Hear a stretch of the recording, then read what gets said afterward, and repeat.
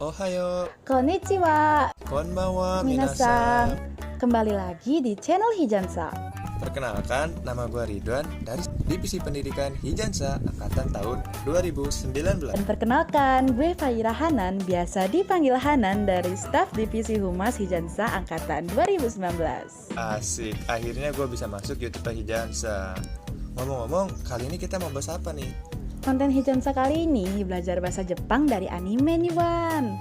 Lu kan sering nonton anime nih, pasti ada dong beberapa yang bisa lu pelajarin dari anime itu. Contohnya kosakata bahasa Jepang kayak itadakimasu, watashi, gambate, kawaii, chotomate, itterashai, dan lain-lain. Kadang kalau nonton anime lu suka tiba-tiba jadi hafal gak sih sama kotoba-kotoba gitu? Wah, sering banget, Nan. Kadang juga kalau gue lagi nonton nih, gue suka sambil nyimak artinya gitu. Jadi lama-lama bisa ingat gitu loh. Nah, anime itu juga bagus buat sambil belajar loh. Tapi tetep gak sih, gak semua bahasa di anime itu bisa kita terapin. Karena kadang suka ada yang pakai bahasa kasar atau gak sopan. Jadi harus diperhatikan juga nih ya minasang.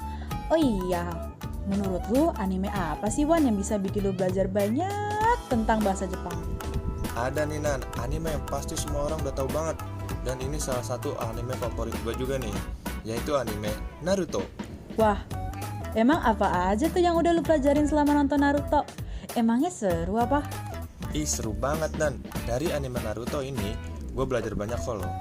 Nih, gue sebutin 3 hal yang gue pelajarin dari anime Naruto. Nah, yang pertama itu gue belajar tentang pelajaran hidup, pastinya dong. Dan yang kedua itu gue belajar tentang arti persahabatan. Dan yang ketiga nih, kita juga bisa tahu nih mitologi-mitologi Jepang. Jadi nggak cuma bisa belajar bahasa Jepang aja loh, Nan. Iya sih, jujur anime ini tuh keren banget. Gak cuma dari segi animasi sama alur cerita aja. Pantesan ya banyak banget orang yang suka, bahkan sampai gak bosen-bosen rekomendasiin anime ini ke orang-orang. Nih, Nan, lo mau tahu nggak cara gue dulu buat inget angka 1 sampai 10 dalam bahasa Jepang itu gimana? Gak tahu. Gimana tuh Wan? Gue selalu ingat angka 1 sampai 10 Jepang itu lewat sebutan biju di Naruto. Nih, yang pertama ini ada Ichibi nih, yaitu monster ekor 1.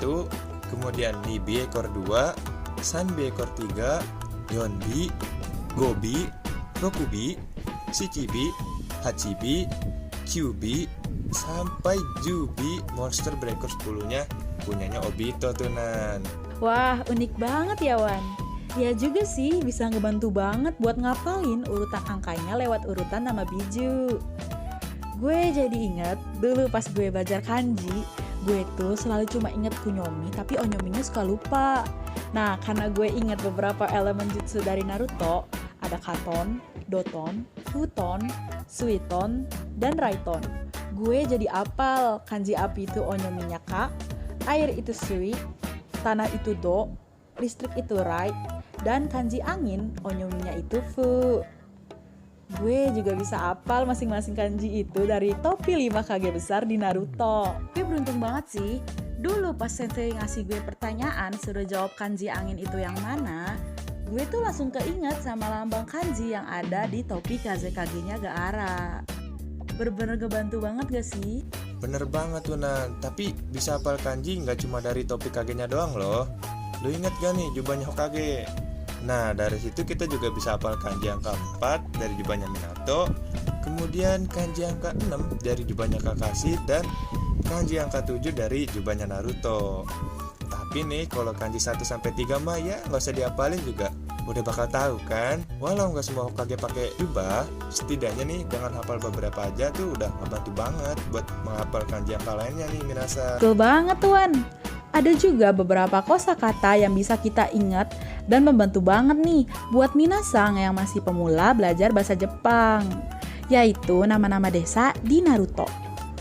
Ada Konohagakure artinya desa daun tersembunyi, Tsunagakure yaitu desa pasir, Kirigakure artinya desa kabut, Megakure artinya itu desa hujan, Komogakure artinya desa awan, Iwagakure artinya desa bebatuan, dan ada juga nih desa tercinta Orochimaru, Otogakure atau yang biasa disebut desa bunyi atau suara.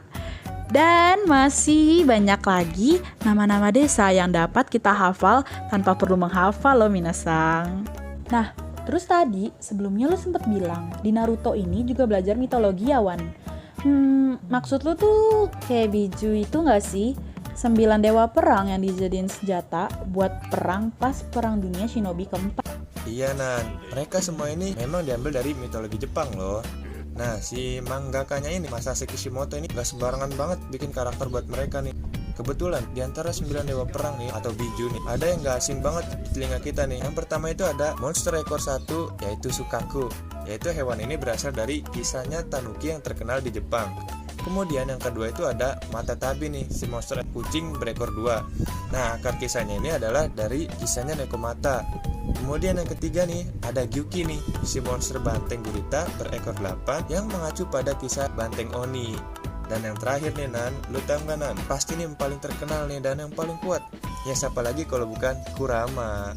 Nah, monster rubah ekor 9 yang udah paling gak asing nih berasal dari kisahnya monster rubah Kitsune. Lu tahu gak Nan, kekuatan Biju ini juga menyesuaikan masing-masing ekor mereka loh. Semakin banyak ekornya, maka semakin kuat juga kekuatan mereka. Makanya nih, Kyuubi atau Kurama disebut rajanya para Biju. Karena dia ini adalah Biju dengan ekor terbanyak. Dan pantas banget ya buat temenin Naruto, karena dia juga punya cakra terbatas gitu. Dan mampu bertarung dengan Yamata no Orochi selama 100 tahun lamanya dan memenangkan perang. Beruntung banget Naruto bisa jadi Jinchurikinnya Kyuubi. Wah, bener juga ya. Oh iya, selain si Orochi ini kalah dari Kitsune, dia juga sempat kalah sama Susanoo ya, Wan? Selain para Biju nih, ada lagi nih yang berasal dari dewa mitologi Jepang, yaitu 3 dewa terhormat, anaknya Izanagi dan Izanami. Yang pertama itu ada Susanoo. Nah, Susanoo ini adalah dewa samudra dan petir. Kemudian yang kedua itu ada Amaterasu nih. Amaterasu ini adalah dewa matahari. Dan yang ketiga ada Tsukuyomi, yaitu si dewa bulan. Wah, gue jadi inget scene dimana Sasuke versus Itachi. Di situ Orochimaru muncul lalu dibantai oleh Susanoo-nya Itachi pas itu. Tapi emang gak bisa diraguin lagi sih, sehebat itu Susanoo si dewa samudra. Klan Uchiha tuh beruntung banget gak sih punya turunan ketiga dewa terhormat ini. Ya walaupun ada taruhannya juga sih. Jadi cerita para Biju dan 3 dewa ini ada di cerita yang berjudul Yamata no Orochi ya. Kayaknya abis ini gue mau langsung baca-baca deh. Keren banget sih ceritanya. Betul, selain tentang Biju, cerita tentang Sannin itu juga nih diambil dari kisah mitologi loh. Sannin?